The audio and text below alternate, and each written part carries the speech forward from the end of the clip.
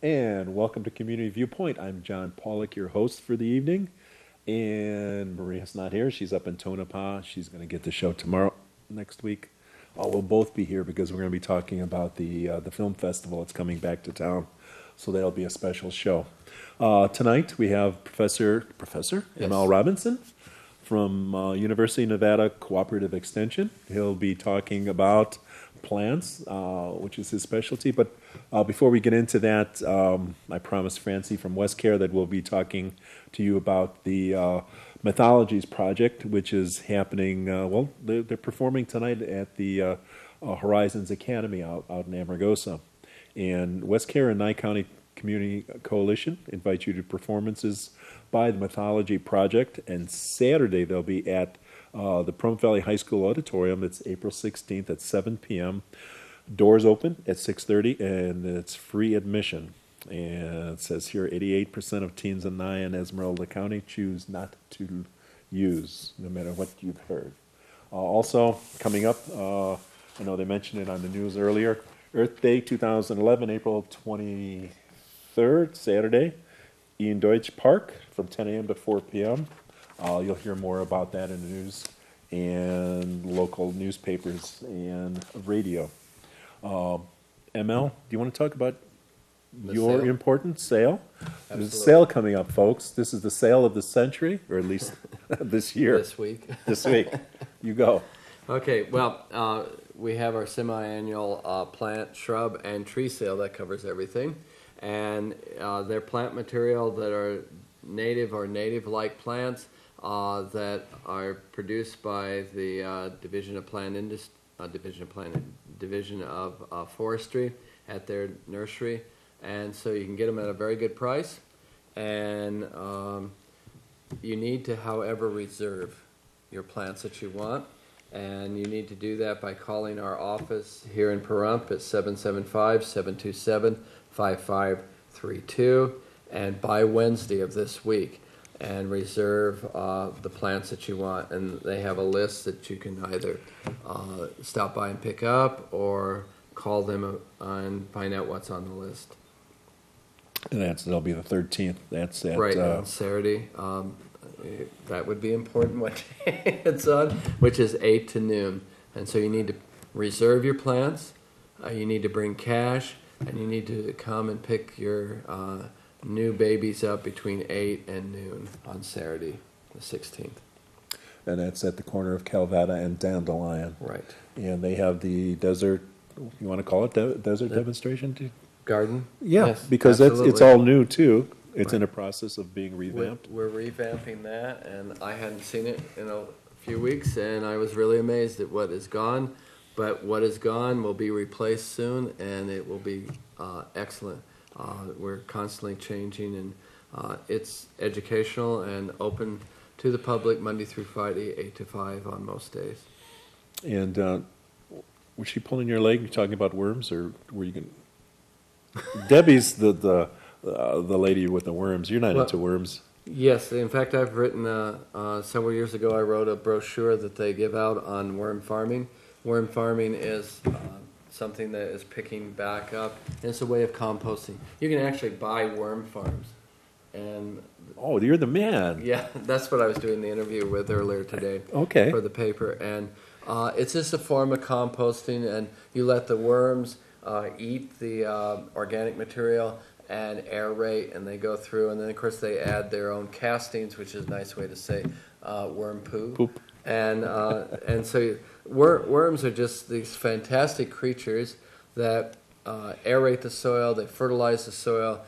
When it's aerated, the roots grow better and stronger, and they add fertilizer. The water percolates better into the soil. But you have to have organic material there, compost of some sort. Right, because you can't do it in our soils over here because sometimes they're Right. a little hard. But if you're doing a raised bed, vegetable garden, Oh my God, yeah. that's where you want earthworms. Earthworms are our friends, and they're great because they're, I always tell people, all you need is 2 earthworms because they're hermaphrodites. Anyone will do as a date. Yeah, there was a joke about that, but we won't go into that. Yeah. But meaning that they're both male and female, so you don't have to sex them. If you've got 2 worms, you've got a pair. and they're ready to go. Excellent. So, So, where do we get worms from besides Debbie out at the Cooperative Extension? well, you can order worms. A lot of times, people have worms and they don't know it. If they have a vegetable garden, they probably already have them because they come in our containerized plants. The plants that we buy in nurseries here come in, and they will have, if they have a lot of organic material, which most of them do, in there, you'll pull them out and you'll see worms wiggling sometimes out. And so you can get them free that way. You can order them over the internet. You can buy them sometimes at bait shops. It's better to order Bait shops, yeah. Oh, bait shops, exactly, yeah. But I would order them so you get them fresh and good, and have the right ones to do composting. Well, I'm thinking of bad things that could happen, like the salt cedars. We have those because we thought they were ornamental and they wouldn't do any damage, and now they're here. We can't get rid of them. Can we do the same thing with?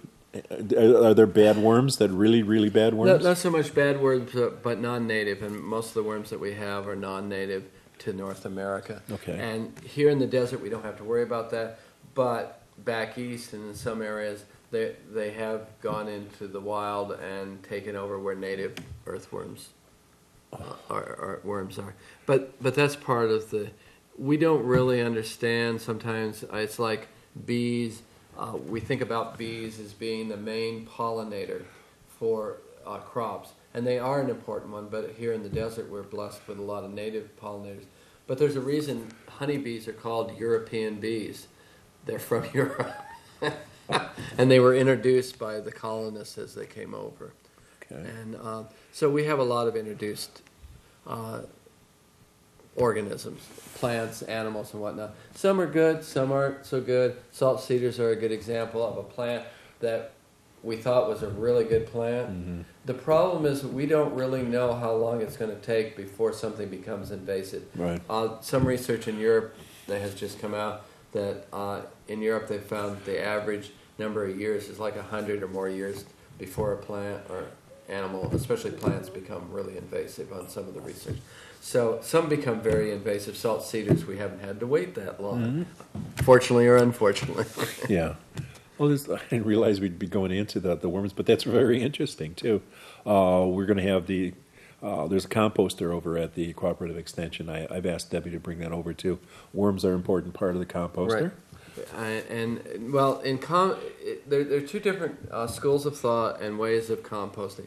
One is worm composting, and that's where you use and utilize the worms, and you're not trying to get a high temperature the other way in there, okay. Because normally composting, we rotate it and we try to get a high temperature to kill off bacteria and other organisms that we don't want in there, along with chemicals and whatnot. With worm composting, usually you have a stack of trays that have grating in it that it falls through as the worms break it down. And the worms do the aeration. The worms eat the organic material and digest it and break everything down along with other organisms in there. But you don't have that high temperature because then you'd have cooked worms. And they don't do so well when they're dead. Right. And so, but you do need to be careful when you're composting with worms, is because you don't want to put materials in that might have herbicides or, in particular, insecticides in there. Because you'll destroy them, or you'll kill the worms. And so, what you want to do is, like with most composting, you don't want to put meat in because that attracts maggots and varmints and whatnot. You don't want to put anything that has been sprayed with an herbicide or with chemical fertilizers or any other pesticides that might attack the worms. Wow. So you need to keep that. But your vegetables, wash your vegetables, put them in, they should be fine. Vegetable scraps, and you can actually compost in your kitchen, because if composting, whether it's with worms or regular composting, if you're doing it correctly, there's not a bad smell. If you get a bad smell, that means it's gone bad, it's gone anaerobic. And and so it's just putrid, and you don't want that in your backyard, not alone your kitchen. But one of the downsides with doing worm composting is that when it gets really cold, the worms aren't active, and if it gets too cold, being that they're in a container, they can freeze. And then when summer comes along and there are high temperatures, that can cook them also, just the heat, when we get to 100 or more. We can't freeze worms and bring them back. I don't recommend it. I'm sure that there are some worms that do freeze in the ground, but there's a difference between being in the ground and wintering and being in a container. Yeah, this is all new to me. I'm just asking questions. Yeah. No, that's fine. That's great. But yeah, we'll go to bait shops would be near Lake Mead, the south end of Vegas. Some chain stores do too. But what I've found Right. in some chain stores, and I don't want to mention any by name, but large national chain stores that have these, one of the things you want to do is open up the container and go.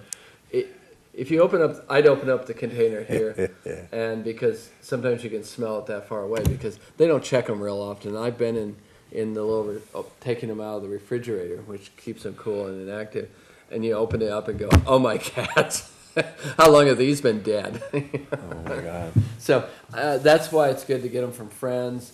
Or order them from an organic gardening supply. Mm-hmm. And they deliver them really quickly. We get earthworms in at our office quite frequently for projects, and they mail well. Excellent. Such a great topic that I wasn't expecting. So that very interesting. I brought this with me because I had this. I never used it. The topsy-turvy as seen on TV. You've seen these. They're for tomatoes. They're for green peppers. Oh, you can put anything in it. Yeah, and they have specialty ones supposedly for the different, but they're all basically the same thing. And then this morning on TV, I saw this lady that was had a big, 10 gallons or 20 gallons from paint. Well, The 5 large, gallon. 5 gallons only. Anyway, she drilled a hole on the bottom of that. It had the handle. She put one of the plants upside down, filled it with dirt, compost, and then she put herbs on the top, and she hung it like this, and that was her topsy-turvy. Okay, it's open now, so Yeah, and these are kind of gimmicky things. You're not going to raise a lot of food this way. This is great for apartments and whatnot. But remember, one of the reasons that they promote this is that this warms up because it's above air, above the ground, and so it's up in the air, and so it warms up more quickly. So the roots start growing faster. oh, and the plant, that helps. yeah, Okay, and until we reach 95 to 100, and then it's really hot. Remember those earthworms? Well, they go along with the plant roots, and so you have this little sponge in here, and you put this in, and you put your plant in, and you put the sponge around, and then fit it into this hole, and that keeps the soil from falling out, and then you hang it up. Now, the problem is that you really need to hang it well, so that I hung one in a tree and the limb came right down, because it's full of compost, organic material, along with water. And we know that we talked earlier, 8.34 pounds per gallon of water. Right. And so these things can weigh, have maybe at least 1 or 2 gallons of water in here, so Right. it's very heavy. It's going to heat up when we heat up the air temperature. A friend of mine, and then you want to make sure you put your soil in moist to begin with, because it's hard to wet it after it's up there. A friend of mine was successful. She hung it in part shade, so it was shaded in the afternoon, and it kept her wallaby from eating it. She had a wallaby in the backyard, along with a lot of other exotic animals. But it's a good idea in some ways. It's really gimmicky, but if you have a patio or a balcony, it's certainly something fun to do, and they're not very expensive. The containers that you have there... The problem with these are, you were telling me? Yes, that this one... Just too small? It's too small, and the handle is plastic, and it's going to pull right out. And you're going to have to drill a hole. You could slit maybe 3 slits in there, but this handle is not going to hold. Right. Anything plastic, these disintegrate in the heat, so maybe you'll get 1 season or so if you're lucky. But again, it's a metal hanger, and this is just plastic. They'll pop right off. You're going to get a lot of heaviness in here. It's going to be a lot of weight, And again, you're going to have to do something foam. It's a good idea, but the handle's going to bend, and of course then you go to a 5-gallon, which she was doing. That's even bigger. What I would do, can I see that bucket again? Yeah. What I do is if I had the 5-gallon, I might go in, put some drain holes here because you want good drainage, and then I would take a circular, one of those saws that you put on the end of your drill. And I drill maybe a few holes around here, and then do the same thing like a strawberry pot, and then that way you could set it on a block or something, and then do the same thing, and then you don't have the weight pulling on here. Yeah. So that's a little adaptation thing. So yeah, it looked so cool when I saw it this morning. Well, great idea, and you don't have to buy these for whatever they don't cost a lot of money, but they're about $10 at the store, and then at the end of the season when I bought mine, they were $2.50. Yeah, so go figure that. But I was just doing something since Earth Day is coming up, something to show the folks that they can do it themselves. Absolutely, and there's something about raising some of our own food. I would go, if you have the room, I'd go with the raised beds, either with wood or cinder blocks, and a good organic material that you've made yourself with, and you can use straw and hay, any organic material chopped up, wood chips from a tree company. We do a lot of that at the office, and just make your own compost. It's easy to do. Continue to mulch your vegetable beds every year with organic material. Yes. And if you have a good organic base, you don't really need to supplement with fertilizer and whatnot. Really? Yeah, I just go when I vegetable garden, I just strictly organic, good organic compost. I'm not trying to grow the biggest tomato for the fair or the pumpkin the size of this table, which is really a squash, those big ones.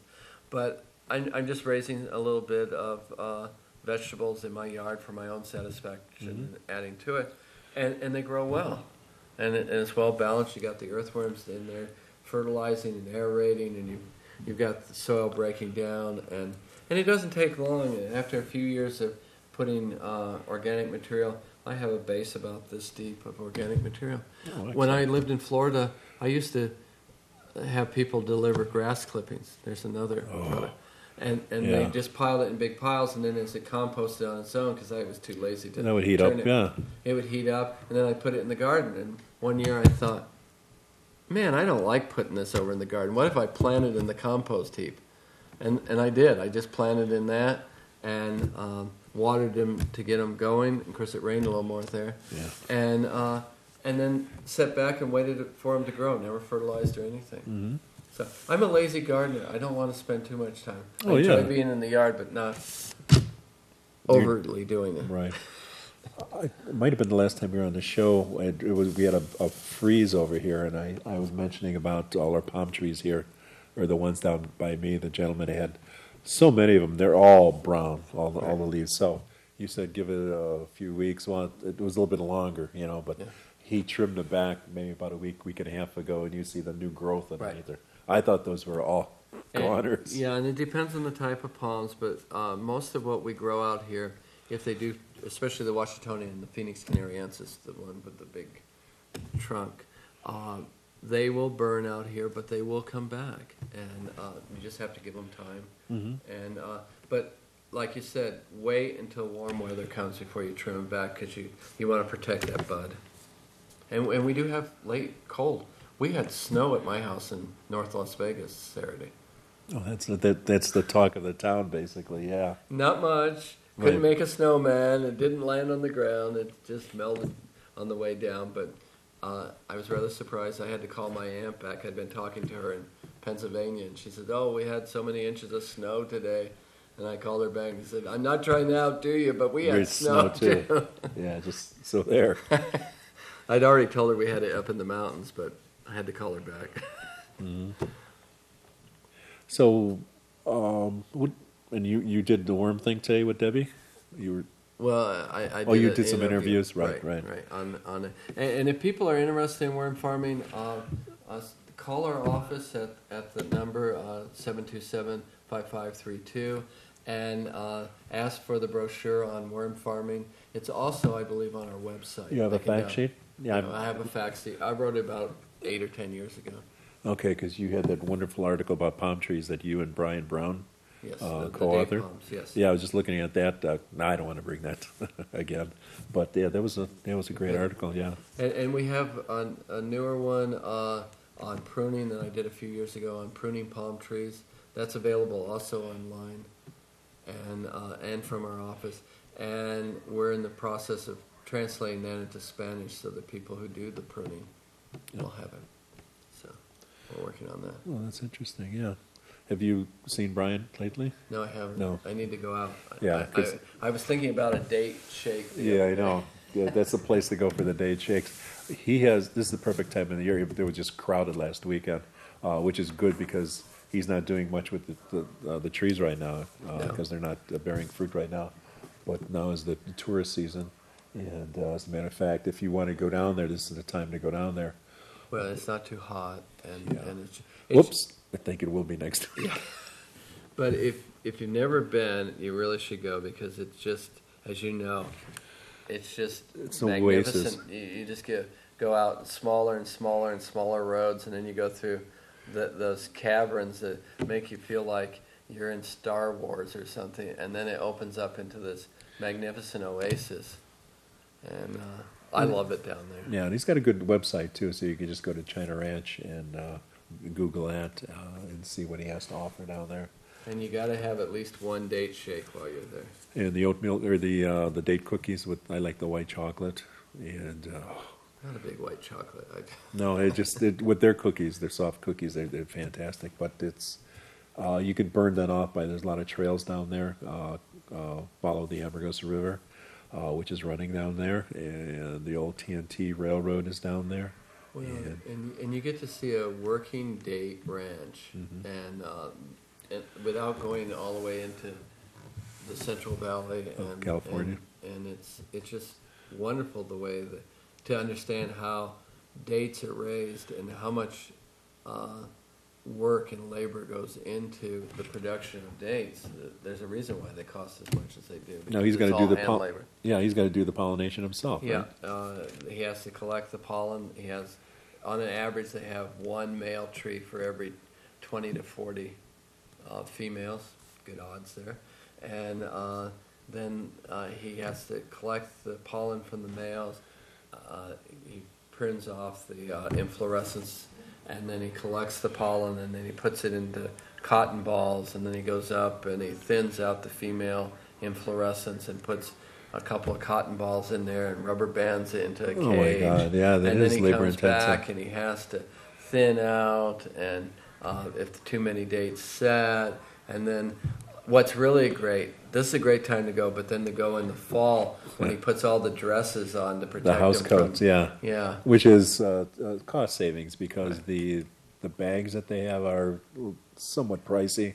So he would come out here to cancer victims or Salvation Army, he or Bonnie Brown, his wife, and look for the sale clothing. He buys house coats. Well, house coats and skirts, and it looks like a very colorful laundry out there.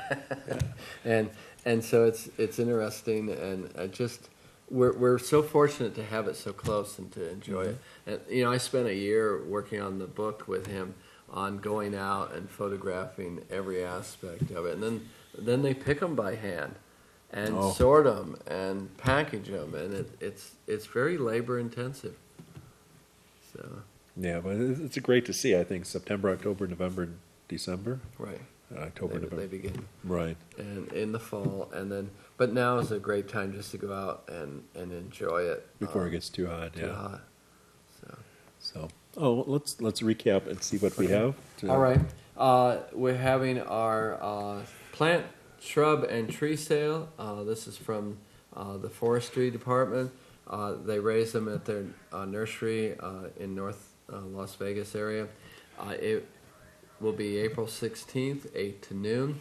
They need to have their orders in by this Wednesday, the 13th. They can call us at 775-727-5532 at the office. Debbie's usually the one to talk to, but you can If you don't have a list of the trees, they'll fax you one, or they'll tell you over the phone and take your order. You do need to bring cash on Saturday. Show up on time, get your little babies and take them home. Keep them watered and plant them out as soon as possible. And keep them watered in the landscape. Even though these are native and native-like plants, you can't put them in and forget them. You got to get them established, and that takes 6 months to a year. I know, yeah, that's why I lose so much at home. I do so good at the library with the plants that I have there, but we haven't time to water, and I don't do that at home. So thank you once again, ML, and let's not forget the Earth Day event that's coming up on the 23rd at Ian Deutsch Memorial Park.